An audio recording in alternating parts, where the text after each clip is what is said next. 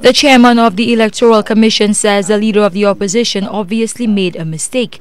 Kenneth Monplaisir QC was responding to a statement made by the leader of the opposition in relation to the fingerprint requirement for obtaining an ID card. Dr. Anthony had questioned the need for such and had called on the commission to explain its reasons for asking this of the public.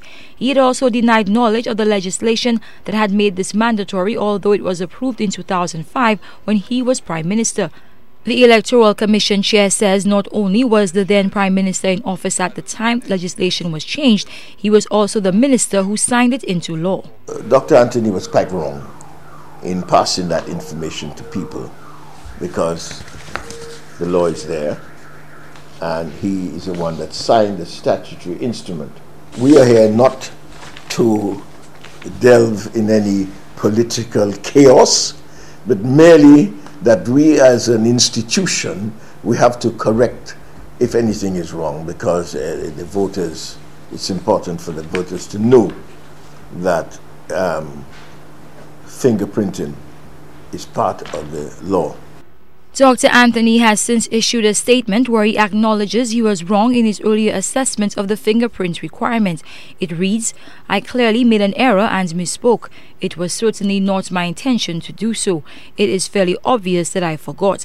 That said, we all know Mr. Monplaisir, so I can well understand the alacrity with which he would want to put the record straight." Monplaisir was careful to say that his statement was motivated not by politics, but by a need to correct a mistaken impression. He also stated that the fingerprint requirement was a universal norm already in use around the world. Nobody can go into the United States without being fingerprinted. So widespread is the fingerprint today. In Jamaica, they have implemented this electronic system. What happens is that when a registered voter will be identified and verified at the polling station by using fingerprints.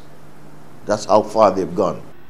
And for those who fear giving their prints will allow all and sundry to access it, Commissioner Claudius Francis also cleared the air on the issue. He says with the exception of a court order, no one but the Electoral Commission will have access to that information.